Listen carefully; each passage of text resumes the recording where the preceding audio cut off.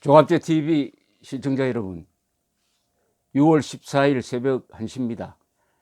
예상대로 6.13 지방선거는 좌파 여당의 압승으로 진행되고 있습니다. 우파 그리고 중도는 거의 괴멸적 타격을 받았습니다.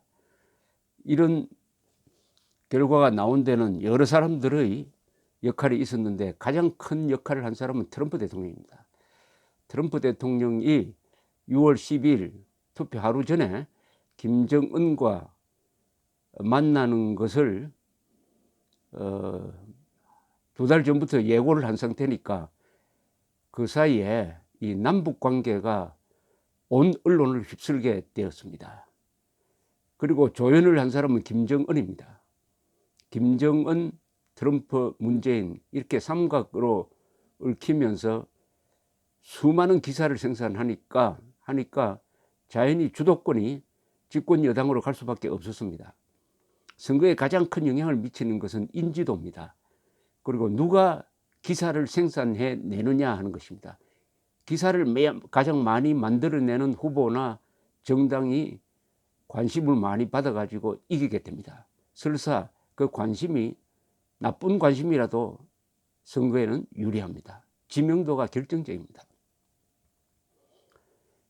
이번 선거는 예상은 하기는 했지만은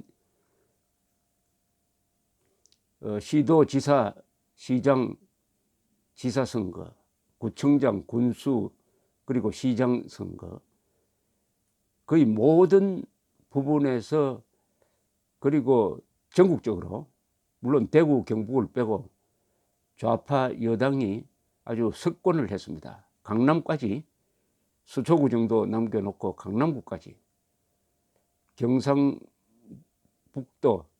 대구를 남겨놓고 경상도 지역까지 이렇게 완벽하게 승리한 예는 지금까지 우리나라 선거 역사상 처음입니다. 선거 역사상 이런 일은 처음입니다. 압도적 승리입니다. 압도적 승리입니다. 그리고 그 득표율도 압도적입니다. 득표율도 압도적입니다. 바른미래당 같은 경우에는 거의 전멸하다시피 했습니다. 자유한국당은 겨우 비례대표 후보 득표율이 한 20%, 25% 정도 됩니다만 4분의 1 거의 낙동강 전선으로 밀려가지고 겨우 한 구석을 지키고 있는 그런 아주 초라한 모습입니다. 이번 선거를 통해서 첫째, 이것은 남북관계가 주도한 선거였습니다.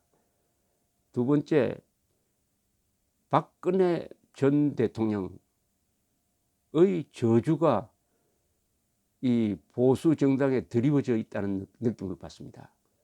박근혜 전 대통령을 탄핵하는 데 앞장섰던 세력, 바른미래당이 많이 가 있습니다만은 그 세력은 거의 소멸 단계로 들어갔다고 생각합니다. 어떻게 보면은 좌파와 싸운 대통령을 탄핵하기 위해서 그 좌파와 손잡았던 사람, 그 명분이 좌파 집권을 막는다는 것이었습니다. 명분도 틀렸고 방법도 틀렸습니다.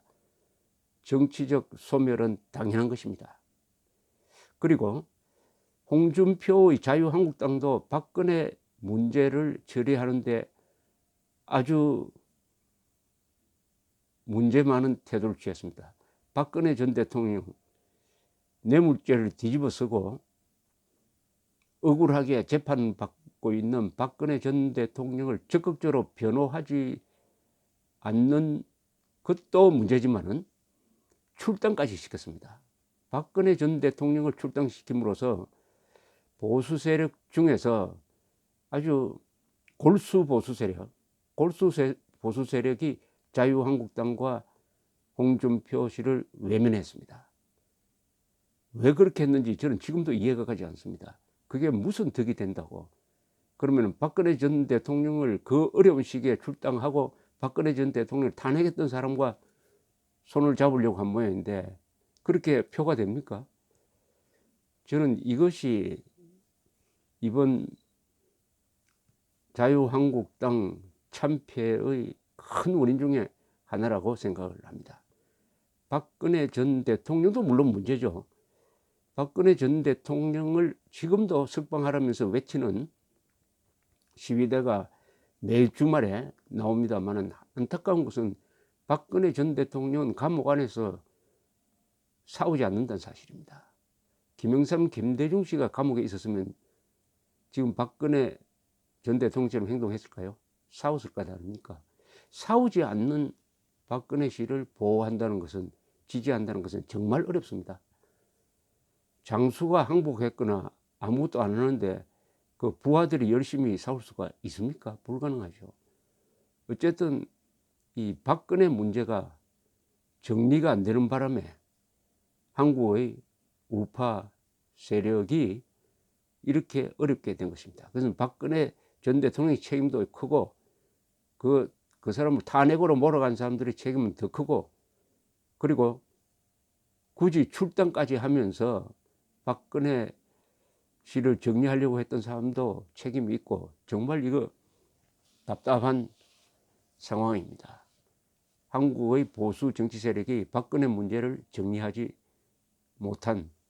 제대로 정리하지 못한 결과라고 생각을 합니다. 이건 앞으로도 큰 숙제입니다.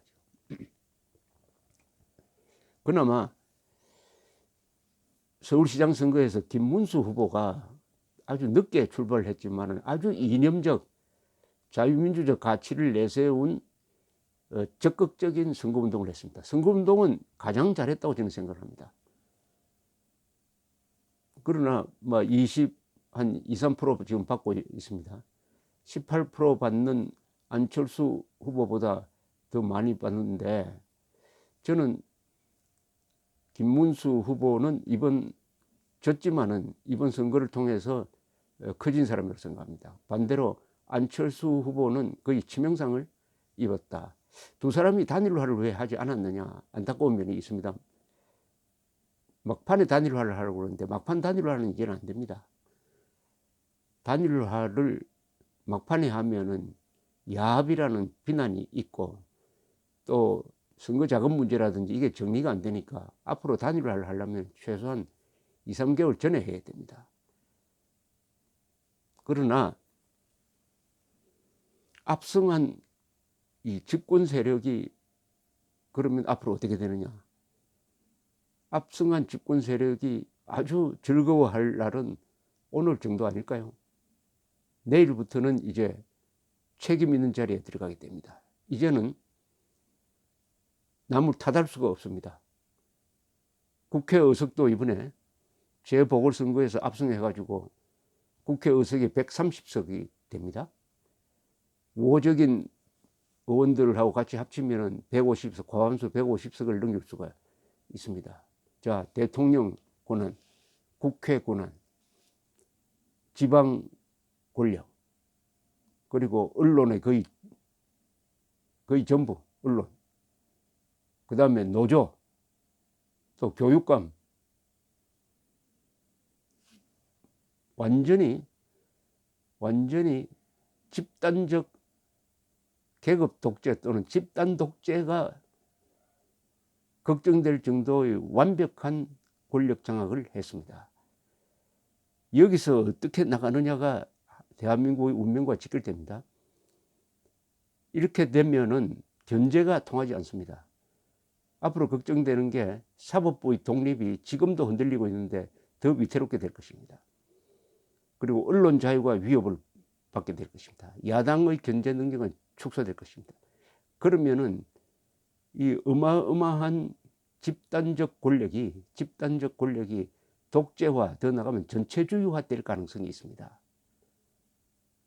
그것이 좌경 전체주의화라면 끔찍한 사태가 납니다. 이것이 북한의 전체주의 독재와 손잡는 이른바 연방제로 갈 경우에는 대한민국의 체제가 바뀌게 될 것입니다. 자유민주주의, 반공자유민주주의 체제, 법치 체제를 더 이상 유지할 수 없게 될 것입니다. 국가 정체성과 정통성이 바뀔 것입니다.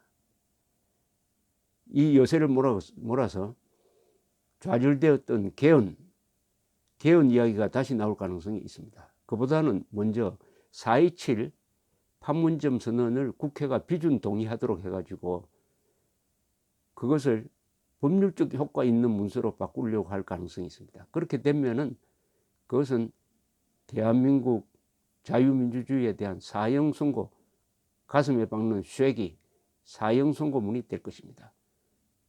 4.27 선언대로 하면은 대한민국은 자유민주주의 체제를 유지할 수 없습니다. 그것은 북한 독재 체제와의 연방제로 갈 가능성이 매우 높습니다. 한미동맹도 그 과정에서 무력화되거나 사라지게 될 것입니다. 그럼 그 길로 가느냐? 이 권력을 믿고 그 길로 가느냐? 그 길로 갈 가능성은 더 많죠. 아니면은 지금부터 국민들의 브레이크가 작동될 것이냐? 이제 변명이 불가능합니다. 집권 세력은 이제 적폐 세력이 발목을 잡는다 이야기할 수 없어요. 완벽한 권력을 잡았으니까 완벽한 책임을 져야 합니다. 이제 국민들도 집권 세력을 보는 눈이 어제와 오늘이 다를 것이라고 생각을 합니다. 이렇게 되면은 권력층 안에서 내분이 일어나고, 그런 내분은 좋은 내분입니다. 사실 내분이 일어나야 돼요. 그리고 또는 자충수가 일어나는 이런 부담을 지게 됩니다. 항용유회라는 말이 있어요. 용이 꼭대기까지 올라가 버리면 더 오를 데가 없으니까 후회하게 된다. 지금 집권 세력은 항용유회를 생각하는 단계까지 갔습니다. 반대로 우파 세력은 바닥까지 내려앉았습니다. 이보다 더 밑으로 가지는 않을 것이다 하는 생각도 듭니다.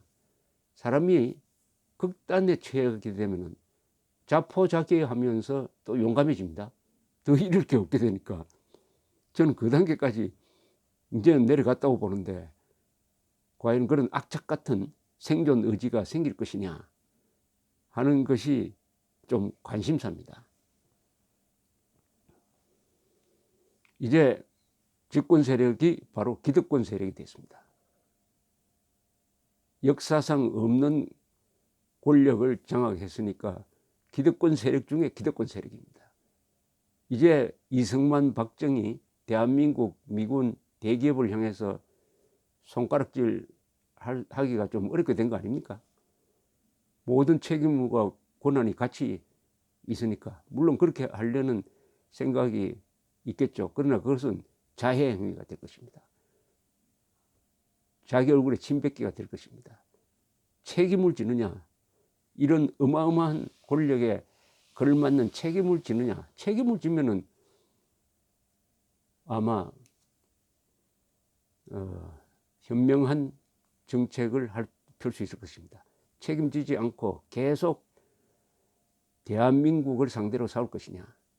대한민국 집권 세력이 대한민국을 상대로 싸운다.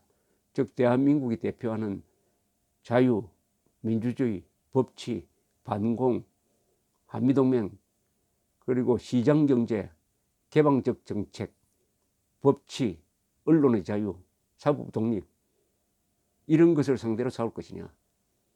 아니면 우리가 만든 지난 70년 동안 우리가 만든 이 문명에 순응해서 살 것이냐 하는 선택은 대한민국 운명을 가르면서 집권 세력의 운명도 결정될 것이라고 생각을 합니다. 지금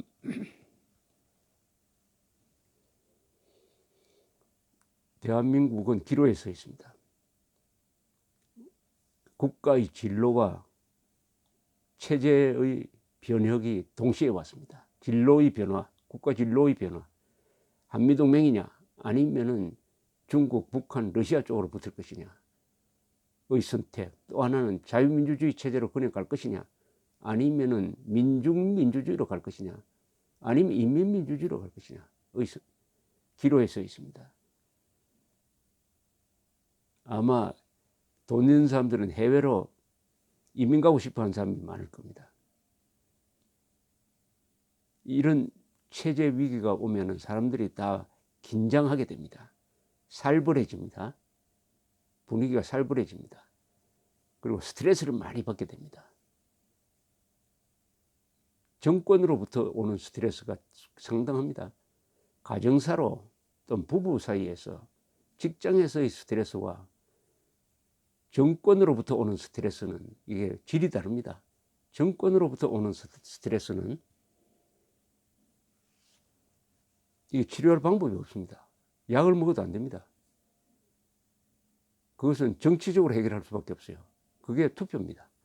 이번 투표를 통해서 국민들의 선택은 일단 집권 좌파 세력에 모든 권한을 줘보고 잘해달라고 했습니다. 그런데 저 잘해달라는 것을 어떻게 해석할지 모르겠는데, 대한민국은 자유민주주의 국가니까 잘해달라는 그 뜻을 어떻게 해석해서 정책을 펴느냐인데, 잘해달라는 것은 우리 헌법대로 하면 됩니다. 헌법에 명시되어 있습니다. 그것은 뭐냐? 공산주의는 안 된다. 공산주의는 악이다. 공산당은 적이다. 하는 게 우리 헌법의 명령입니다. 그리고 개인의 자유를 존중해야 된다는 겁니다. 개인의 자유는 개인의 생명, 재산, 뭐 이런 거 다 포함합니다.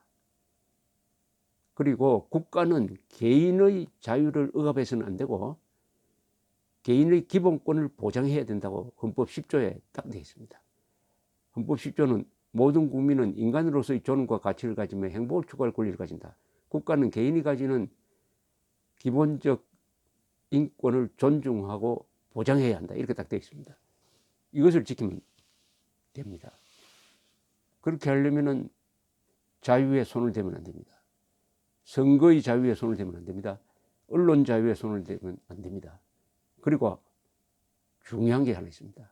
사유재산권에 국가가 손을 대면 안 됩니다. 그것만 지키면은 그 나머지는 부수적인 것입니다. 이 세 개의 자유 중에서도 가장 중요한 것은 언론의 자유입니다.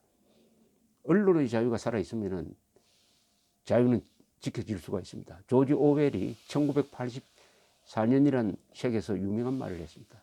2 더하기 2를 4라고 말할 수 있는 사회는 망하지 않는다.